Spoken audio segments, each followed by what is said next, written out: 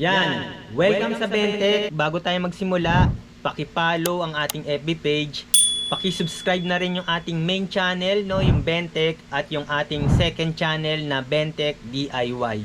Yan, yung video natin ngayon, may nagdala sa atin ng printer, Epson L3210. Pero may video tayo no, matagal na.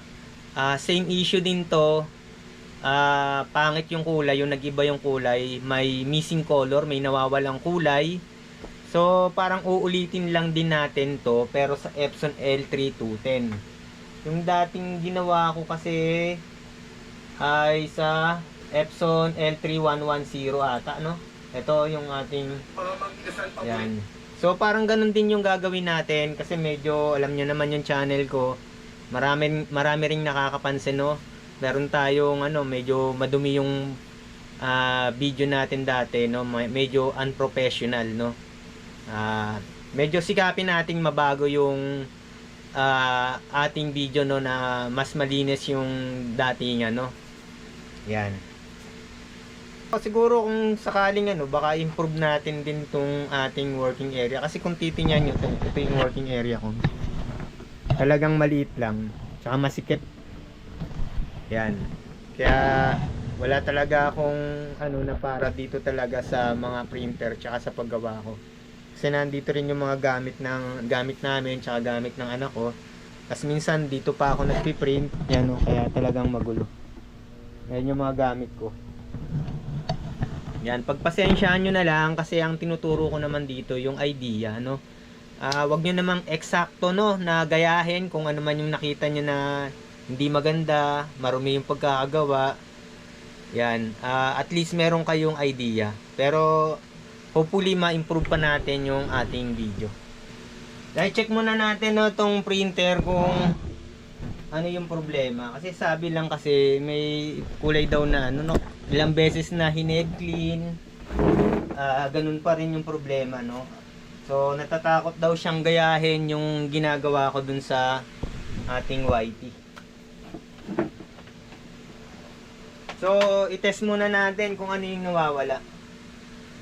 Simple troubleshooting, bago tayo humigop ng C-range, So tama na sana yung pronunciation ko. Bago tayo humigop ng C-range ay i-check muna natin, Baka hindi naman kailangan gamitan ng C-range. Yan.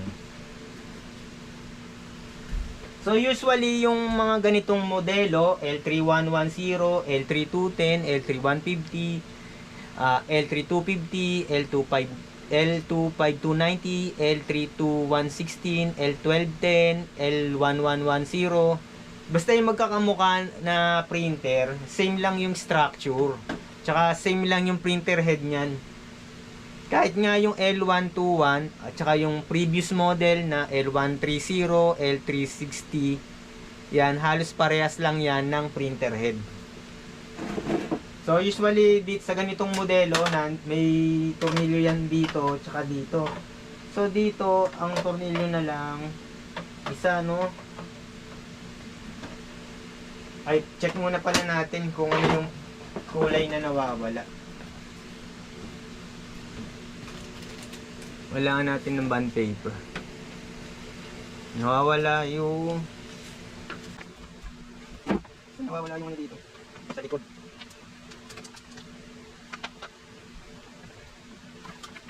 Galing mo tayo ng pansamad pala. Ayan. Ayan, ilapit natin. Ilapit natin sa printer. Ayan, check muna natin kung ano yung nawawalang kulay, So, punta muna tayo dito sa utility, dito sa maintenance. Punta muna tayo maintenance, tapos tingnan muna natin yung nawawalang kulay, nozzle check muna natin. Nozzle check muna.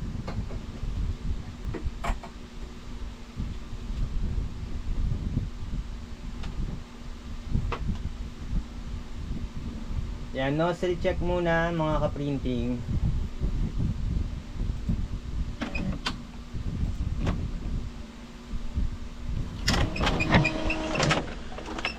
Sana walang ibang problema. So ito yung L3210 ko. Yan, ito yung bago, no. So bihira lang din naman ako mag-accept ng printer repair kasi busy din ako sa bahay. Tsaka busy rin ako sa mga anak ko. So ayan yung nawawala, no. Ang nawawala ay Cyan ang nawawala, yung kulay blue. Ayan, yung nawawala, Cyan. So ganito, no. Off muna natin. Tanggal muna yung saksak. So alisin muna natin, no. Alisin muna natin to.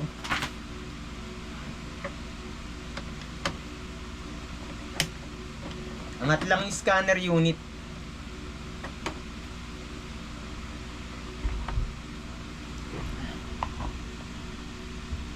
Aangat lang yung scanner unit. So ingat lang kayo dito sa pag-angat nyo nito. Minsan yung flex ng scanner nadadamay. Kaya nagkakaroon pa ng isang problema. Pag nadamay yung scanner, magbiblinking siya pero nakakapag-print. Kaya lang hindi makakapag-scan at hindi makakapag-xerox. Bali ito kasi merong parang lock dito.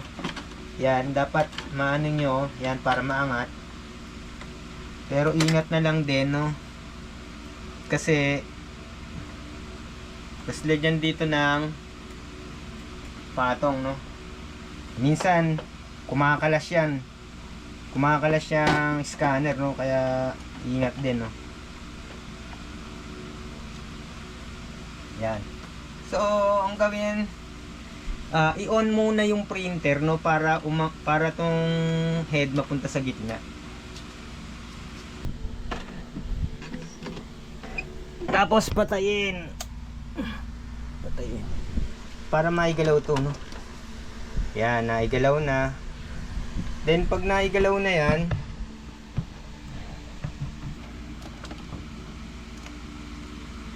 alisin muna to, no. Yung ibang printer walang ganito. Yan. Alisin lang to. Tapos number 1, i-check muna yung damper kung may laman. Check muna, no? Kasi yung Cyan nang wala, ang i-check nyo, syempre yung wala, no? Tulad nito, ang Cyan nasa bandang kanan sa dulo. Yan. Yan. Walang kalaman-laman, no? Hindi umaakyat. Hindi umaakyat yung ink sa damper. So, ito yung number 1 solution.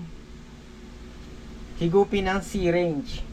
Yung syringe ay pwedeng 10 ml.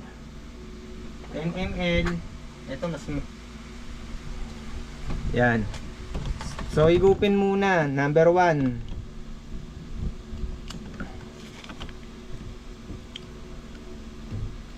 Igop. Yan, kasi hindi umaangat. Yan. So kulang pa, dapat puno. Yung nandito, itapon na lang, no, wag nang ibalik.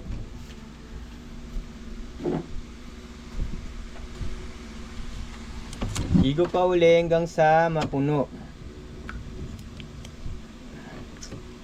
Yan, puno na. Pero kailangan yung tangke punong-puno, ah. Pag ginawa nyo to na walang laman yung tangke, possible na wala ring mahigop, tsaka lalong magkaroon ng problema, no? So, pwede natin ibalik.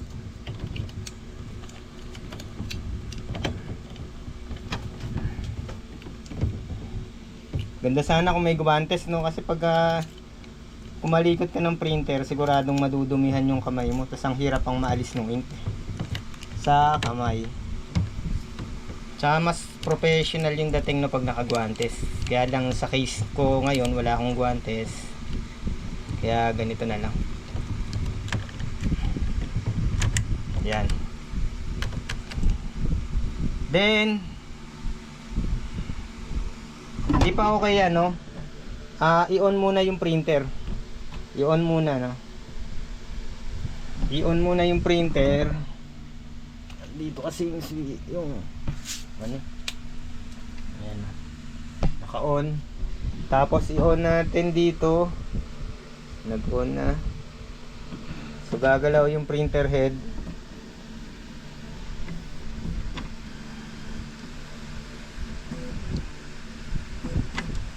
Yan. Pag hindi masyadong malala yung problema, maayos na yan ng paghigop ng syringe, no, dun sa damper. Pero kung medyo malala pa, ang second option naman, humigop na sa waste hose. So pag sa ganitong modelo ng printer, no, halos pare-parehas ang itsura, no, Epson L3210, L3110, L150, L250, L1210, L110, L5290, L3216, no, basta pare-parehas ang itsura, ganyan lang yung structure ng printer. Nandito yung pinaka waste pad, no, o waste tank. So pwede ring ilabas nyo na lang din yung waste tank, no, pwedeng maglagay na external waste tank para mas madaling humigop. Tulad ng printer ni Bentech, no, meron ng yan, no, nakalabas na. Tapos ito nabili ko din to sa Shopee. Yan. So ganyan, ito yung pangalawang paghigop ng syringe. Yan, eto lang, alisin nyo lang to. Yan, ingatan nyo lang yung ingatan nyo lang yung scanner. Pwedeng makalas yan eh. Pag nakalas yan, maaaring masira yung flex wire, no, pag tumalsik.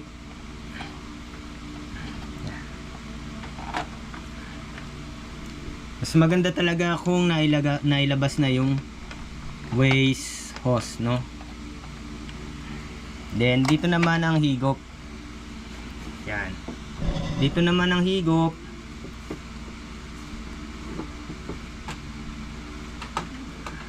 Yan, sana nakikita na. Yan, dito ang higop. Yan. Pag dito kayo naghigop, lahat ng kulay may higop, no? Aangat din yung ink papuntang damper. Sabay-sabay yan. Yan. Yan, para makita nyo, yan. Nandyan yung waste hose. Ito yung waste hose. Nakatusok lang yan doon. Tapos, hihigupin na. Yan, higop. Kailangan may lumabas. Kailangan hindi siya sobrang tigas at hindi sobrang lambot. Pag sobrang tigas, maaaring may bara yung hose sa loob, no, sa forge unit, maaaring baluktot, maaaring sira ang forge. Ngayon, pagka malambot naman, maaaring may singaw yung capping. May singaw dun sa system, no, pwedeng sa hose, pwedeng sa damper. Kaya malambot. So ito okay naman, normal, may lumabas, no. Pag walang lumabas, may problema pa yung printer, no. Yan. Madumi na naman yung kamay ko, no. Mas maganda talaga kung may guwantes. Yan. Ang maganda kung sa waste hose nyo hihigupin, lahat ng ink sabay-sabayan aangat papuntang damper. After ng higop nito, yan, hindi pa yan maayos, dapat mag-head clean ka pa rin. Dun, utility maintenance, o kaya pwedeng hindi na dun sa utility maintenance, ipipress mo lang ng matagal yung ink button ng printer mo. Kahit sa L121, L120, ganun din.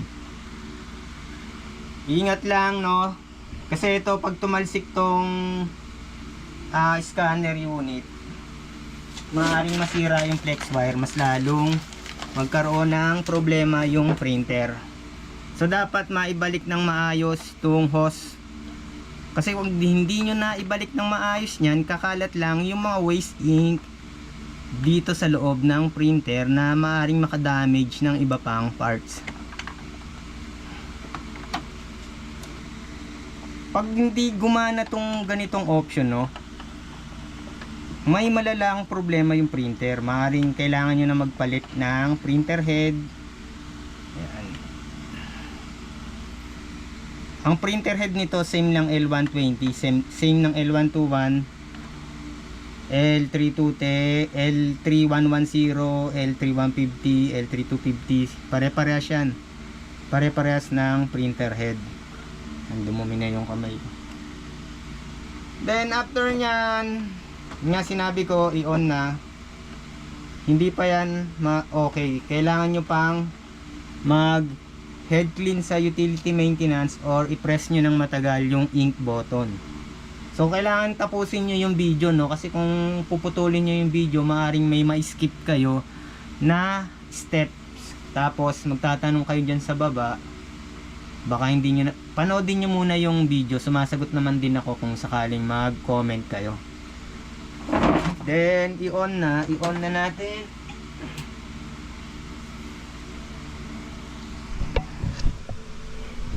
Siguro alisin ko muna tong ano, kahon. Ipag ko muna to para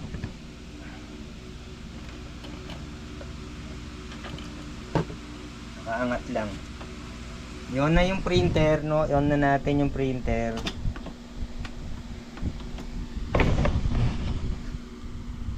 Ata nakasaksak.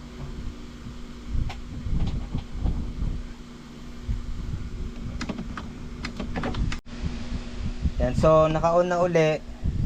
Check na natin kung i-head clean muna natin, no? So ang ginawa natin, hinigop natin sa damper. Chinek natin kung ano yung walang kulay. Bali ang lumabas ang walang kulay yung cyan o yung kulay blue, no? Then pwedeng tumigil ka na sa part na yon pag nag-test ka ng print, nag-test print ka, tapos kompleto na. Pero pinakita ko rin na ang susunod na step, pagka hindi okay dun sa damper, dun sa waste hose na. Bali sa waste hose, ang higop nun, halos lahat na ng ink, yung 4 na kulay. Then, after ng higop, susundan nyo pa rin siya ng head clean. So, ang head clean natin dito sa utility maintenance. No, utility maintenance. Communication error kasi. Pag communication error, hindi nakasaksak yung USB cable. So, lagay natin yung USB cable.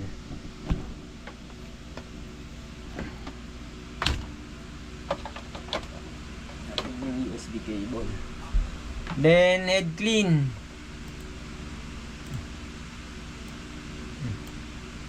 Head clean natin. Printer properties, printer preferences, no? Printing preferences, maintenance, then print head cleaning. Print head cleaning muna, no? So bago nyo gawin yung pag hihigop ng syringe, number 1 nyo muna gagawin, no, yung head cleaning doon sa utility maintenance. Huwag nyo munang bubuksan yung printer. Pag nag-okay na yung printer, huwag nyo nang higupin ng syringe. Then start. Yan. So nag-head clean na. Yung tunog niya, head clean na yan. Antayin lang, tapos magte-test print tayo. So dapat puno yung puno yung tank. Huwag kayong hihigop ng syringe kung halos nandito na yung ink, no? Halos maubos na. Kasi yung bali yung magiging pang clean yan din kasi ink din.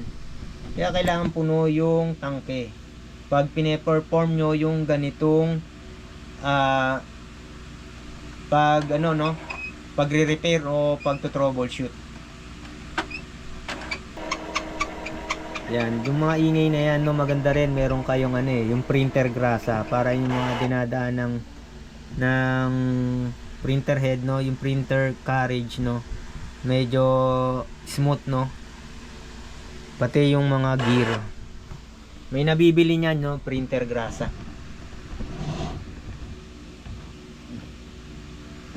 Yan. Pag natapos na, try na natin mag test print. Lumamig na yung kape ko. Yan, then test print. Print nozzle muna tayo, no.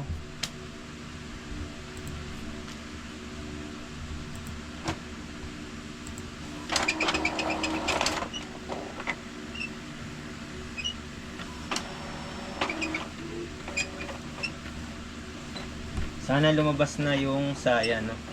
Pag di yan lumabas, may iba pang problema yung printer. Ayan.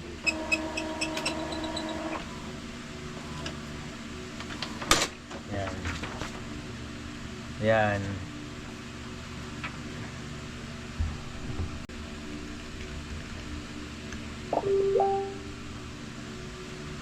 Ayan, so ayan, kompleto na yung ano, no, yung kulay.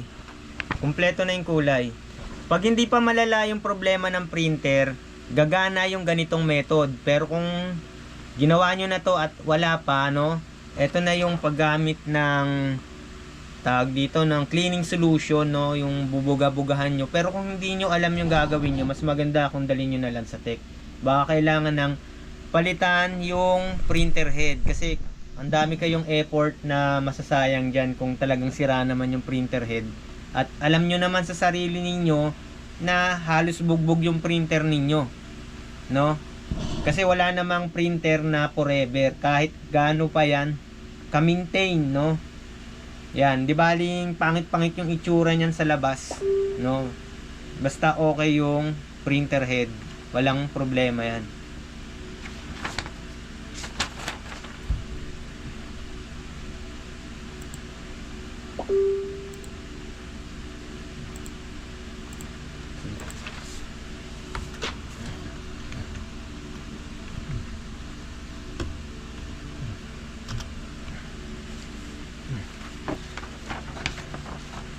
So mag-test pa tayo ng ano, no, ng kahit ano diyan. Test tayo ng print.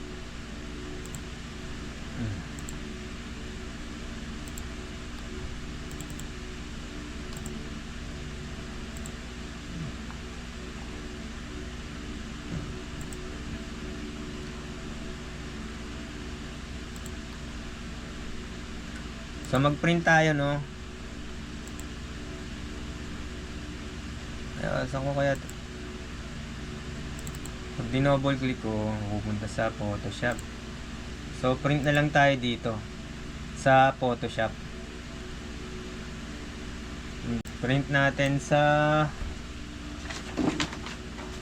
likod na lang. Then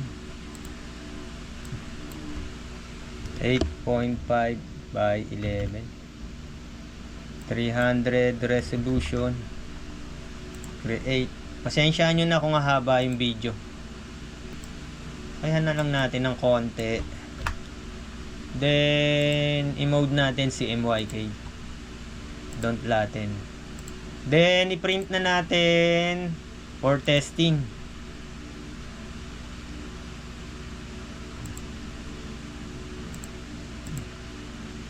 Piliin ko lang plain paper, letter size, plain paper, gawin ko ng high. Okay, print.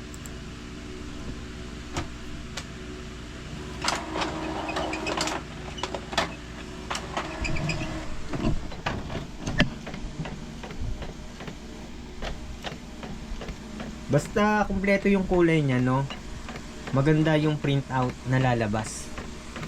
Tsaka kung photo paper po, ang recommend ko talaga ay RC satin, RC glossy, no, RC woven, o yung mga resin coated photo paper. Wag po kayong gagamit ng mga ordinary na may professional sa likod, kasi minsan hindi talaga napipid ng maayos ng ganitong printer. Tsaka usually yung mga ganung printer may bakat ng roller mark. So ganito po yung bibili ninyo, no. So ito ang brand nito Kuyi, pero meron din Yasen, may Fujifilm, no, depende sa inyo kung ano yung inyong magugustuhan. I-check nyo rin po yung mga tag product dyan sa baba ng aking video, baka yan yung gusto nyo bilhin, o i-check nyo lang, no. Ngayon, kung gusto nyo bumili, mas maganda mag-check out via YouTube. Yan. Kasi ang alam ko, pag nag-check out via YouTube, meron po tayong special voucher, lalo na sa mga mahal na item.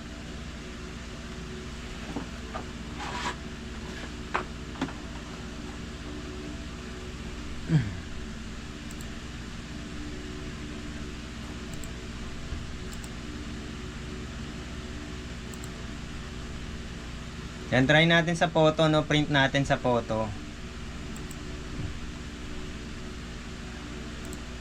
Print 5R. Then piliin ko yung matte kahit yan, ay full matte na lang, full matte. Yan. So ayan, print ko na.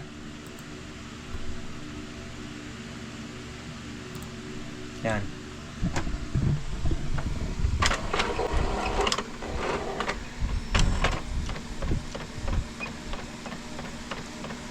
Yan, so hindi kasi to no, kasi pagpasensyahan nyo na kung hindi pantay yung pagkaka-print, baka hindi ko naayos yung dito, yung feeder.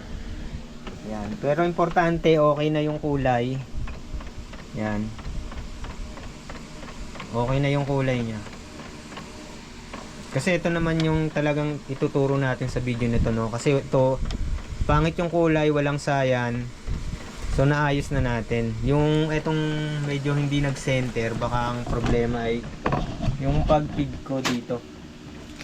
Saka ang ginamit ko lang na no, hindi naman siya easy photo print.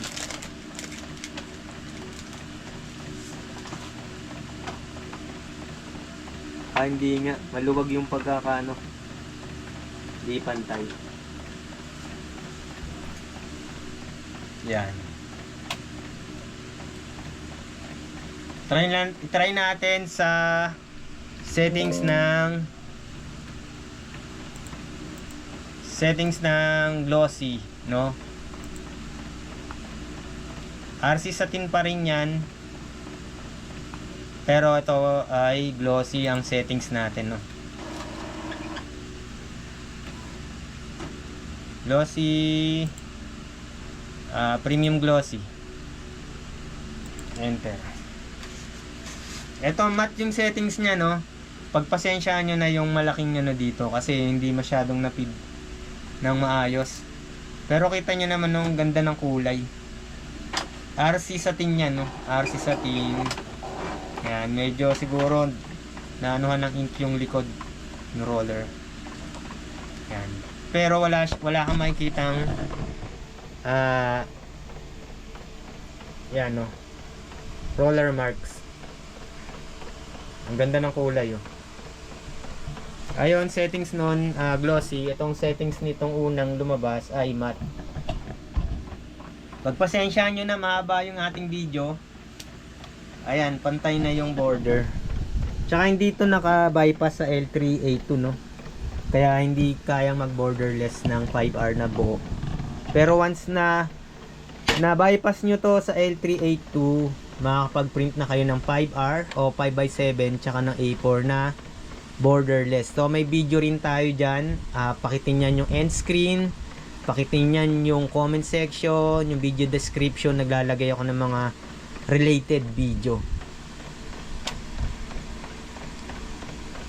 So ayan, maganda pa rin yung kulay. Epson matte, Epson glossy, premium glossy, tapos matte yung isa. Pagpasensyaan nyo na isa, no, kasi yung pagkakapid ay hindi tama. Kaya ang laki ng border kanina dun sa kabilang side. So ito tama na yung border. Ayan. Tama na yung border.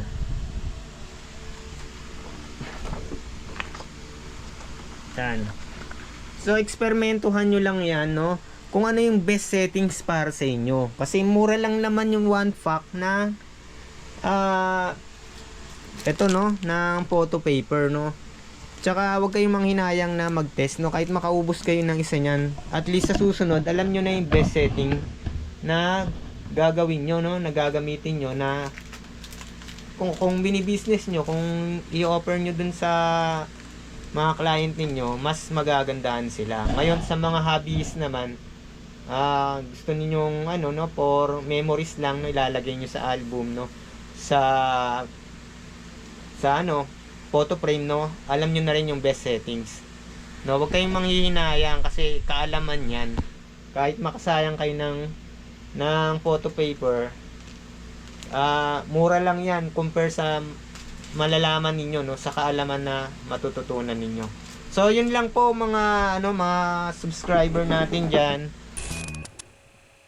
Yan, maraming salamat hanggang sa muli. Huwag kakalimutan mag-subscribe dito sa Bentech. Maraming salamat.